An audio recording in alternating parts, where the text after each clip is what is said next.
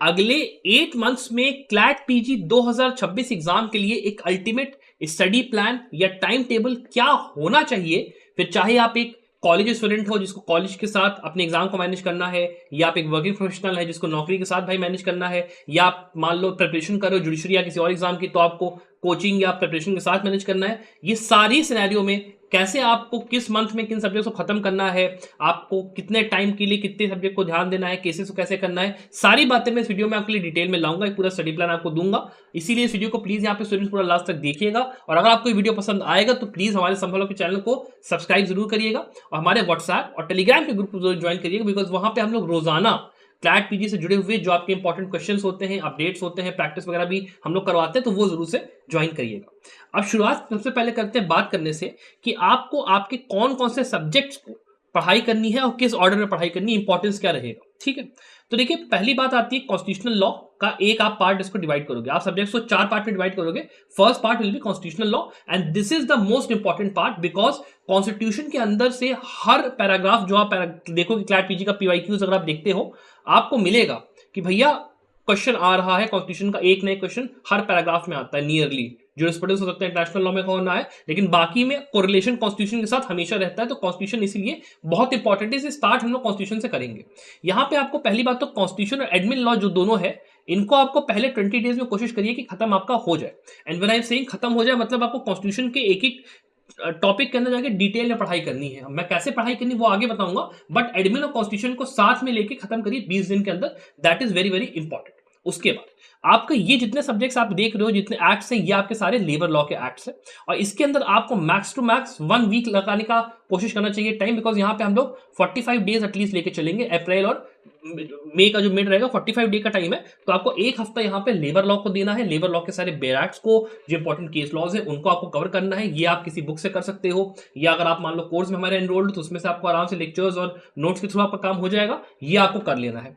उसके बाद अगला पोर्शन आपका था इन्वायरमेंट लॉ का। इन्वायरमेंट लॉ के अंदर देखिए आपके ये जितने एक्ट्स हैं, जितने मैंने मेंशन करे, वो आपको कोशिश करना एक हफ्ते में करना है। और उसके साथ में जो आपकी कॉन्स्टिट्यूशनल हिस्ट्री होती है ना इन्वायरमेंट लॉ की, इन्वायरमेंट लॉ और लेबर लॉ की, ये पूरा आपको जो कन्वेंशन वगैरह होते हैं वो आपको इन्वायरमेंट लॉ के कायदे से करने हैं। और हर एक्ट के अंदर जो जो इंपॉर्टेंट केसेस आए हैं उनको आपको डिटेल में देख के चलना है, जिससे कि आपका एक हफ्ते में ये वाला पोर्शन भी आराम से कंप्लीट हो जाएगा। रेस्ट आपका देखिए बचता है आर्बिट्रेशन एक्ट और कंटेम्प्ट ऑफ कोर्ट एक्ट। अब आर्बिट्रेशन के लिए मैं कहूंगा कम से कम आपको कोशिश करनी चाहिए कि 3-4 दिन में, और कंटेम्प्ट ऑफ कोर्ट एक्ट भी 3-4 दिन में अगर खत्म हो जाए तो वेल एंड गुड होगा, बिकॉज आर्बिट्रेशन के अंदर से ऑल्दो सिलेबस के अंदर मेंशन ना हो क्लैट पीजी के, आर्बिट्रेशन से क्वेश्चन आने का बहुत अच्छा चांस रहता है। इसीलिए हमें जो भी आर्बिट्रेशन और उसके साथ में जो ऑल्टरनेट सोल्यूशंस होते हैं, रेमेडीज होती हैं, डिस्प्यूट को सॉल्व करने का, सोल्यूशन हुआ, मीडिएशन हुआ, बाकी जितने हैं उनको हमें कायदे से करना है और सीपीसी के साथ रिलेट करके भी पढ़ाई करना है। खास करके सीपीसी के अंदर अगर आप हायरार्की ऑफ कोर्ट्स वाले पोर्शन में जा रहे हो, तो वो आप अगर थोड़ा सा देख के चलोगे तो बहुत आपका अच्छा रहेगा। और 45 दिन में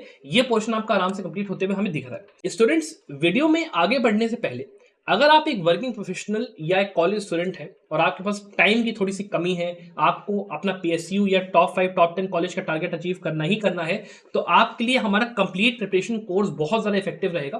बिकॉज बहुत ही कम प्राइस में आपको 5499 में केवल सारा का सारा जो सिलेबस है क्लैट पीजी का, वीडियो लेक्चर्स, पूरे डिटेल्ड स्टडी मटेरियल, कहीं और आपको जाने की जरूरत नहीं है, वो पूरा प्रोवाइडेड होगा। अलॉन्ग विद दैट आपको 50 फुल लेंथ मॉक पेपर्स और subject wise mock papers 100 total में वो आपको पूरे रहेंगे। अलॉन्ग विद दैट जितने आपके केस लॉज होते हैं, लैंडमार्क, रीसेंट, उसका पूरा कंपेंडियम हम लोगों ने बना के आपके लिए रख दिया है, वो भी बहुत ही कंप्रेस्ड फॉर्म में, बहुत ही इजी टू अंडरस्टैंड फॉर्म में। और आपका साथ में मेंटोरशिप मेरी आपको पूरे टाइम रहेगी। आपको मेरे को कॉल करना है, मेरे को व्हाट्सएप से आपको कॉन्टैक्ट करना है, कुछ भी आपको डाउट आ रहा है कि सर तैयारी मुझे कैसे करनी है, I will always be just a phone call away. तो आपको अगर कॉन्टैक्ट करना है मुझे कर सकते हो इस कोर्स के अंदर में। और उसके साथ में आप ये भी चाहते हो कि सर केवल मेंटोरशिप से नहीं, मेरे को डाउट सॉल्विंग भी चाहिए, तो डाउट सॉल्विंग के लिए भी हम लोगों ने एक नया कोर्स निकाला जिसका नाम है comprehensive preparation course CLAT PG के लिए। और ये जो कॉम्प्रिहेंसिव कोर्स होगा ये आपका थोड़ा सा एक्सपेंसिव है, 7499 में ये कोर्स आपका स्टूडेंट्स रहेगा। और इसके अंदर हम लोग आपको हर हफ्ते आपके जो भी मेजर डाउट्स होंगे, मेजर 5 डाउट्स पर वीक आप 5 डाउट्स पूछ सकते हो। गूगल फॉर्म आपको रहेगा, उसमें आप पूरा बता दीजिए कि हमारे को क्या डाउट आ रहा है, उसको हम लोग पूरा डिटेल्ड फॉर्म में, या तो रिटन फॉर्म में या फिर वीडियो लेक्चर के थ्रू फैकल्टी जो भी कंसर्न होगी वो अपलोड करेगी।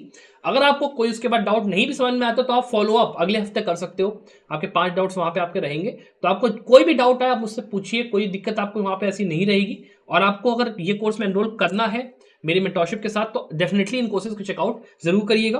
अपार्ट फ्रॉम दैट, मान लो अगर ये भी है कि मुझे सर सारे एग्जाम्स तैयार करने, मेरे को क्लैट पीजी भी चाहिए, मेरे को एलेट पीजी भी तैयारी करनी है, आईआईटी खड़गपुर भी करना है, आईएलआई भी करना है, सिम्बायोसिस भी करना है, एएमयू भी करना है, जामिया भी करना है, सारे एग्जाम्स करने हैं, तो 7499 में आप इस कोर्स में स्टूडेंट आ सकते हो। बिकॉज इस कोर्स के अंदर सारा का सारा सिलेबस आपका हम लोग सारे एग्जाम्स कवर करवाएंगे, मॉक पेपर्स के साथ कवर करवाएंगे। इसमें डाउट सॉल्विंग नहीं होगी, लेकिन मेंटरशिप के लिए मैं हमेशा आपके पास अवेलेबल रहूंगा। Just a phone call away, just a WhatsApp away. अगर आपको एनरोल करना है, आप चेकआउट इसको डेफिनेटली कर सकते हो। उसके बाद जो अगला क्वेश्चन आपको कवर करना है, उससे पहले हम लोग ये डिस्कस करेंगे कि आपको पढ़ाई कैसे करनी है। देखिए क्या होता है ना, जैसे मान लो आप कोई भी एक्ट पढ़ रहे हो, जैसे मान लो लेबर लॉ का कोई एक्ट है, इन्वायरमेंट लॉ का कोई एक्ट है, या मान लो यूएपीए, एनडीपीएस, जो क्रिमिनल लॉ के एक्ट्स होते हैं, आपको केवल इंपॉर्टेंट पोर्शंस पे ध्यान देना है। मतलब जैसे हिस्ट्री हो गया उस एक्ट का, फीचर्स जो आपके इंपॉर्टेंट होते हैं कि भाई वो फीचर्स में क्या क्या है, क्या क्या चीजें वो डील करता है, उस एक्ट को लाया क्यों गया था, उसके पीछे का जो कॉन्स्टिट्यूशन हिस्ट्री है वो आप थोड़ा देख लो। अमेंडमेंट वगैरह मान लो कि उसके पहले आया था, जिसने उस एक्ट को स्टैब्लिश करने में एक रोड मैप पैदा करा, वो आप देख लोगे। फिर उसके इंट्रोडक्शन के अंदर शॉर्ट टाइटल, लॉन्ग टाइटल थोड़ा देख के फिर आप डेफिनेशन क्लॉज के बाद जाते हो एक्ट के, भाई डेफिनेशन क्लॉज में कौन कौन सी इंपॉर्टेंट डेफिनेशंस दी है, तो मैं 2A 2B 2C ये रट लूं और आगे बढ़ जाऊं।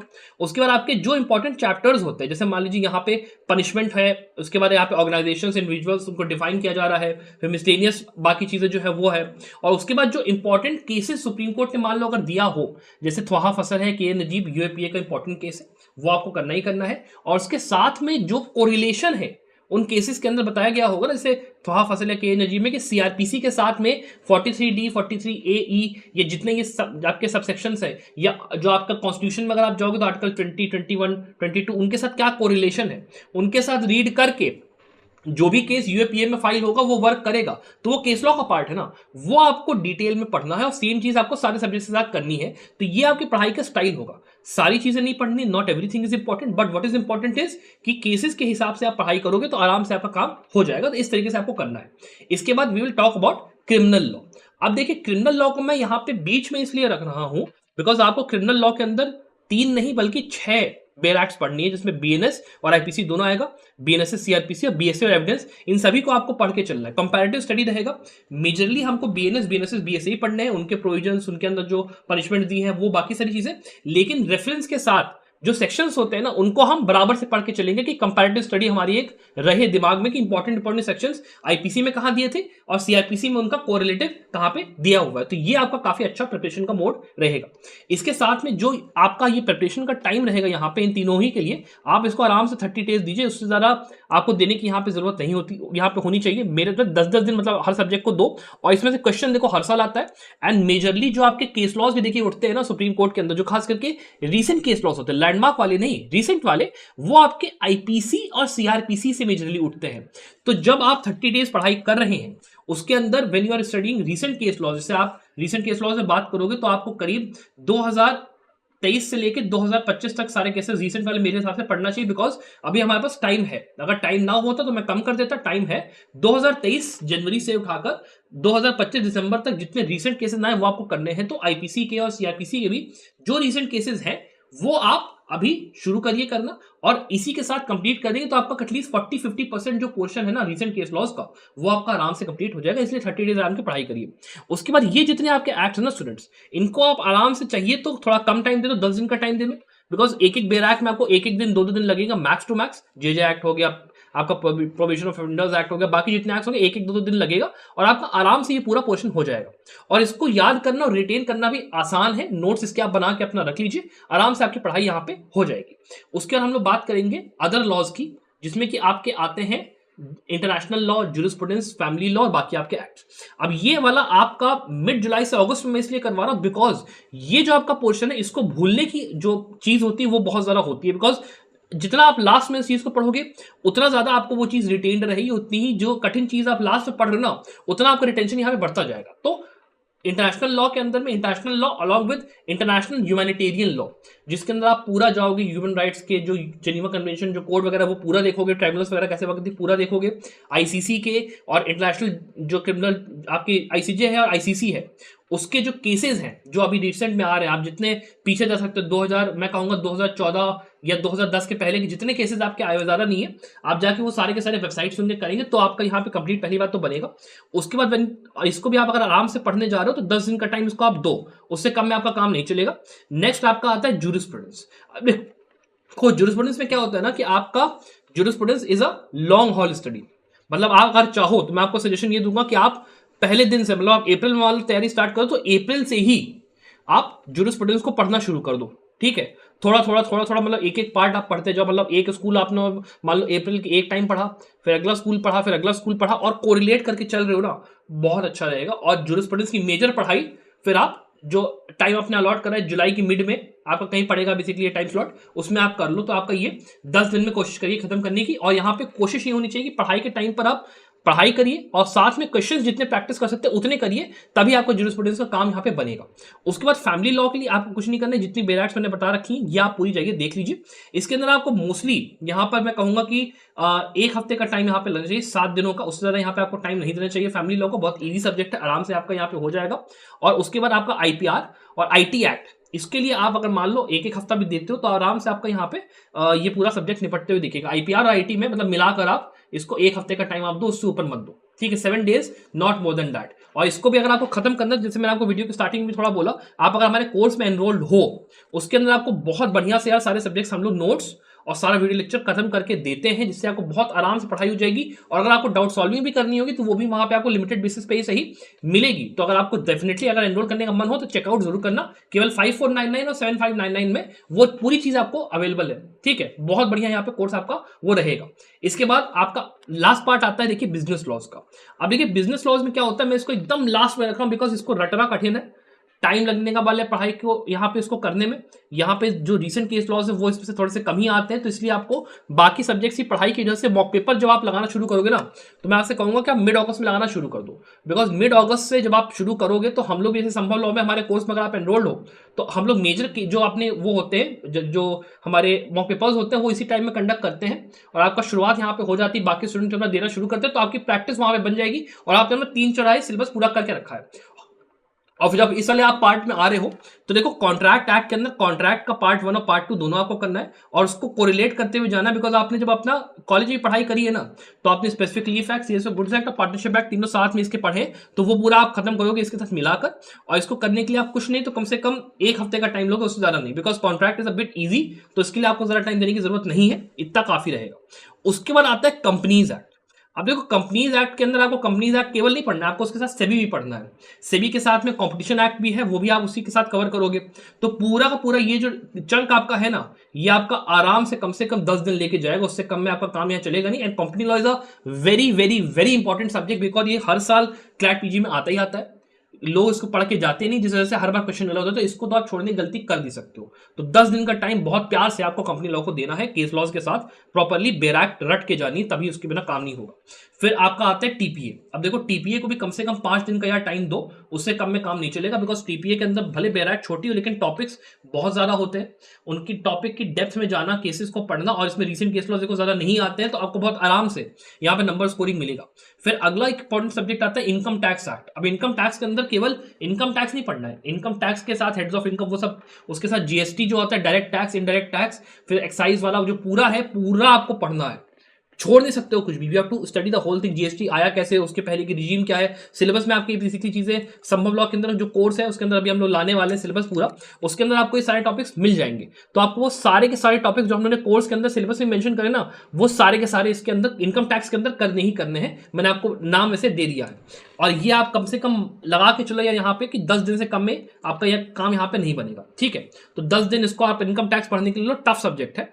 उसके बाद आपका बचता है यहाँ पे इंसॉल्वेंसी बैंक्रप्सी कोड, जिसको आप एक हफ्ते का टाइम दो, आराम से इसको पढ़ाई करो, कोई जरूरत नहीं जरा उसको वो करने की। कंज्यूमर प्रोटेक्शन एक्ट की जहां तक बात है, आराम से ये आपका टॉर्ट्स के साथ कंज्यूमर प्रोटेक्शन एक्ट और एनआई एक्ट ये सब एक साथ ही जाएगा, मोटर व्हीकल भी साथ ही में इसको आप पूरा कर लो। और इसको साथ में करके आप कम से कम कोशिश करो कि यार एक हफ्ते से 10 दिन के अंदर, 1 हफ्ते के अंदर इसको निपटाओ, 1 वीक के अंदर। और लास्ट में आपका इंश्योरेंस लॉ जो है उसमें आपका मरीन इंश्योरेंस, फायर इंश्योरेंस और इंश्योरेंस के टाइप्स, ये सब करने में ज़्यादा टाइम नहीं लगेगा, 3 से 4 दिन में आराम से हो जाएगा। और बैंकिंग लॉज के अंदर भी आपके जो अलग अलग आपके बैंकिंग रिलेशंस एक्ट है, बाकी सारी चीजें, उनको भी करने में 3 से लेकर 4 दिन में नहीं जाएगा, नॉट मोर देन दैट। और रीसेंट केस लॉज अगर कोई होंगे तो उसको आप थोड़ा बहुत देख लो, आपका काम आराम से यहाँ पे हो जाएगा पूरे के लिए। आपका मतलब मिड सितंबर तक सारा का सारा सिलेबस यहाँ पे कंप्लीट हो रहा है, along with recent case laws and landmark case laws. अब उसको करना कैसे, लैंडमार्क केस लॉज को वो भी थोड़ा सा समझ लो कि लैंडमार्क केस लॉज जो है हर सब्जेक्ट, जैसे हमारे कोर्स में अगर आप एनरोल्ड हो तो हम लोग ने हर सब्जेक्ट के लिए 2017 से लेकर 2025 तक के सारे लैंडमार्क केसेस एक जगह पे इकट्ठा कर दिए। आप जाइए, खोलिए, सब्जेक्ट्स के हिसाब से जो सब अपना केस आ रहा है, जिस टाइम में आपको पढ़ाई करनी है टॉपिक के हिसाब से आप पढ़ के अपना आगे बढ़ो। सेम चीज रीसेंट केस लॉज के साथ भी करके रखी है। और आपका जो अमाउंट ऑफ केस लॉज है वो भी ध्यान रखना कि आपके पास एटलीस्ट, आप अगर बात करोगे तो लैंडमार्क केस लॉज में कम से कम आपको कम से कम मेरे ख्याल से 150 से लेकर 200 केस लॉज, और रीसेंट केस लॉज में कम से कम 300 से लेकर 400 केस लॉज करने पड़ेंगे, उससे कम में काम नहीं चलेगा। और इसमें भी जो आपके पुराने केस लॉ, जैसे मान लीजिए लेबर लॉ में आप गए, आपने बैंगलोर वाटर सप्लाई का केस पढ़ा, या अगर मान लो कॉन्स्टिट्यूशन लॉ में गए, आपने केशव भारती का केस पढ़ा, आपका पैराग्राफ वहां से उठ के आएगा। 2000 जो अभी 25 में एग्जाम हो उसमें यही किया गया कि सीधे पुराने केसेस उठा उठा के दिए गए, लेकिन क्वेश्चन जो थे वो आपके जो लेटेस्ट एक्ट है उसमें से पूछा गया। तो आपका जो तैयारी है वो पुराने केस लॉज के पॉइंट ऑफ व्यू से भी अच्छी होनी चाहिए, नए केस लॉज के हिसाब से भी अच्छी होनी चाहिए। और इसीलिए रोजाना आपको कितना टाइम देना है वो मैं आपको बताना शुरू करता हूं पर पर्सन के हिसाब से। अब बात करते हैं पहली बात तो वर्किंग प्रोफेशनल्स के लिए। स्टूडेंट्स, आप लोग क्या करोगे? आप लोग को यार देखो, किसी लॉयर के पास इंटर्नशिप करनी है, या हो सकता है आप जहां भी नौकरी कर रहे हो, बैंक में कर रहे हो, कहीं और कर रहे हो, आपको टाइम को बैलेंस करना ही पड़ेगा, बिकॉज उसके अलावा कोई और ऑप्शन नहीं है। बिकॉज आप मेजरली चाहते हो कि मेरे को पीएसयू की जॉब लग जाए, और पीएसयू की जो जॉब होती है वो इतनी आसानी से मिलती नहीं, बिकॉज आपको टॉप 10 से लेकर टॉप 20 में अपनी रैंक लानी है, and for that very deep studies required. साथ ही में होता यह है कि आप लोगों की जो प्रिपरेशन है वो काफी दिनों से छूटी हुई है, बिकॉज आप लोग कॉलेज पता नहीं कब पास आउट हुए थे और उसके बाद से आप लोगों ने बिल्कुल पढ़ाई करी नहीं। तो आपको इसीलिए अभी से स्टार्ट करना पड़ेगा। और मैं आपको इसीलिए कह रहा हूं कि अगर आपको कोर्स में भी एनरोल होना है, आपके लिए बेस्ट है, बिकॉज सेल्फ पेस कोर्स है हमारा, उसके अंदर सारे के सारे जो आपको लेक्चर्स है, स्टडी मटेरियल सारा मिल गया है। डाउट अगर आपको मेंटरशिप भी लेनी होगी, मेंटरशिप के मैं खुद वहां पे रहूंगा, डाउट सॉल्विंग भी होगी, आपको वो भी करना है, वो भी कर लो, है सब कुछ, कोई दिक्कत नहीं। अपने पेस पे पूरी पढ़ाई करोगे, आपका आराम से निकलेगा। और टाइम की जहां तक बात है, देखो यार, सुबह 6 से लेकर 8 अगर आप मैनेज कर पा रहे हो तो उठो, 2 घंटा पहले फ्रेश माइंड से पढ़ाई करो। उसके बाद अगर आपको लंच में टाइम मिलता है तो 1 से लेकर 2 के बीच में अगर आप पढ़ाई कर पा रहे हो, पॉसिबल है कर लो, नहीं तो आपको सैटरडे संडे अगर ऑफ मिलता है, सैटरडे संडे में जो ये 1 घंटे वाला टाइम है ना, इसको वहां पे आप अपना बढ़ा लो। उसके बाद 7 से लेकर 10 तक आपका जो इवनिंग का टाइम होता है, इवनिंग में आप जाइए, 3 घंटा पढ़ाई करिए, आपका आराम से 6 घंटे का रोजाने का हो जाएगा। और वीकेंड्स में अगर आप निकाल पा रहे हो पूरा टाइम, तो वीकेंड्स में आप जाके जो रिवीजन है और जो बाकी चीजें उनको आप प्रॉपर टाइम दीजिए, आराम से आपका 6-7 घंटे की रोज की पढ़ाई में हो जाएगा। मैंने आपको बेसिकली मेजर जो ब्रेकडाउन है वो आपको यहाँ पे दे दिया है। अब मैं आगे बात करूंगा उन स्टूडेंट्स के लिए जो कि यहाँ पे कॉलेज में देखिए पढ़ाई कर रहे हैं। आप लोगों का यार देखिए क्या होता है कि आपको कॉलेज की पढ़ाई करनी है, लेक्चर्स अटेंड करने हैं, वाइवा वगैरह होता है, आप लोगों का असाइनमेंट सबमिशन होता है, बीच बीच में कॉलेज के एग्जाम आ जाते हैं, और कॉलेज की एग्जाम की वजह से आप लोग की पढ़ाई कई बार बीच बीच में ब्रेक होती है। मैंने कई स्टूडेंट्स सर आपने देखा कि सर हम लोग ने तब तैयारी तो बहुत पहले ही शुरू कर दी थी, लेकिन हमारा बीच में कॉलेज के एग्जाम आ गए, इस वजह से हम 2 महीने तैयारी कर नहीं पाए। अब हमें बता दीजिए हम कैसे तैयारी करें। यार देखो, अगर आपको अच्छा कॉलेज चाहिए ना एलएलएम का, तो ऐसे हवा में कॉलेज नहीं आएगा। आपको तैयारी अपनी टाइम जो है, आपने अगर मेरे से लिया कि हाँ सर मैं इस पर्टिकुलर टाइम में ये कॉलेज का ये खत्म करके और अपना मैनेज भी करूंगा, उसके बिना नहीं होने वाला। सो एक्सक्यूज बनाने का टाइम आपके पास बिल्कुल नहीं है। आपको कोशिश करनी है कि सुबह 6:30 से लेकर 8 बजे तक आप अपना पढ़ाई करिए मॉर्निंग में। फिर जो आपका दिन का ब्रेक आता है ना, लंच टाइम आता है, उसमें आप कोशिश करिए कि लाइब्रेरी जाके बिटवीन क्लासेज या कहीं भी 1 घंटा निकाल लीजिए। फिर इवनिंग में आपका 3 बजे तक कॉलेज देखिए मेजरली खत्म हो जाता है सब लोगों का। आप इवनिंग में 2 घंटा 5 से लेकर 7 की पढ़ाई करिए, और फिर 1-2 घंटे का रेस्ट लेके 5 से लेकर 9 से लेकर 11 के बीच में 2 घंटे का आप लोग बैलेंस का स्टडी करिए। बिकॉज आपकी जो रैंक है आपको 100 से लेकर 200 लानी, तभी आपको नलसार या एनएलएस आपको मिलेगा, और उसके अलावा कोई चांस नहीं है। तो आपको इतना तो करना पड़ेगा। और कॉलेज एग्जाम वगैरह आ रहे हैं तो उसको पहले से ही पढ़ाई करके रखो, उसी में से टाइम निकाल के पढ़ाई करके पहले रखो, और उसके हिसाब से 1 दिन पहले तैयारी करके एग्जाम देके आओ। उससे ज़्यादा कोई और तरीका इसमें नहीं है। इसके बाद हम लोग बात करते हैं लास्टली उन स्टूडेंट्स के लिए जो कि किसी कॉम्पिटिटिव एग्जाम या प्रिपरेशन की तैयारी कर रहे हैं। मान लो आप लोग फुल टाइम स्टडी आप लोग दे सकते हो, आप लोग का दृष्टि का कोचिंग चल रहा होगा, या हो सकता है आप लोग जो एग्जाम की तैयारी कर रहे हो उसमें आप थोड़ा सा डेडिकेटेड हो। क्लैट पीजी आपके थोड़ा सा एक साइड वेंचर की तरह है, मेन वेंचर आपका नहीं है, और आपको आरएमएल या सीएनएलयू चाहिए एलएलएम अपना करने के लिए, या फिर आप जुडिशरी की तैयारी जुडिशरी वगैरह के लिए, या फिर आप अपना एलएलएम करना चाहते हो। तो आपके लिए स्टूडेंट्स क्या है कि 7 से 10 3 घंटा तो पहले मॉर्निंग स्टडी के लिए निकालो यार, बहुत आसान होता है। उसके बाद 11:30 से 1 बजे तक अगर आप मिड डे में स्टडी कर पा रहे हो तो वो आप करो, और उसके बाद बाकी जो अपना टाइम है बीच का 2 से लेके मतलब अपना जो भी आपको टाइम मैनेज करना है, कोचिंग अगर करनी है तो अपना दिन में करके और उसके हिसाब से फिर आराम से टाइम निकालते हुए जाओ। बिकॉज आरएमएल या सीएनएलयू जो आपका है वो आपको टॉप 200 में ही मिलेगा, उसके ऊपर के रैंक में अगर आप गए तो आपको नहीं मिलेगा। तो आपको इतनी पढ़ाई तो करनी पड़ेगी, और हर साल कुछ हर मतलब संडे को कोशिश करो कि आप लोग रिवीजन पे ध्यान दो, और रिवीजन करके केस लॉस पढ़ के अपना मॉक पेपर जरूर लगाओ। फिर क्योंकि आपका देखिए जैसे मान लीजिए जैसे ही मिड सितंबर में खत्म होगा, मिड सितंबर के बाद आपको मॉक्स लगाना शुरू करने हैं, रिवीजन शुरू करना है, ताकि मिड सितंबर से लेकिन दिसंबर में 2.5 महीने में आपका आराम से जो पूरा अच्छा खासा एक वो होता है ना स्कोर इंक्रीज करने वाला काम, कि मॉक देना शुरू करो तो मेरा पहले स्टार्टिंग में केवल मान लो 60 नंबर आ रहा है तो मेरे को 60 से उसको 85 लेके जाना है, तभी तो मैं टॉप 100 में या टॉप 20 में आऊंगा, वरना नहीं आ पाऊंगा। सिंपल सी बात है। तो इस चीज़ को ध्यान में रखते हुए अपनी पढ़ाई को प्लीज़ करिएगा। एंड उसके साथ ही में अगर आपको ये वीडियो पसंद आए तो इस वीडियो को लाइक और शेयर जरूर करिएगा। I hope the very very best of luck for your future success. Bye.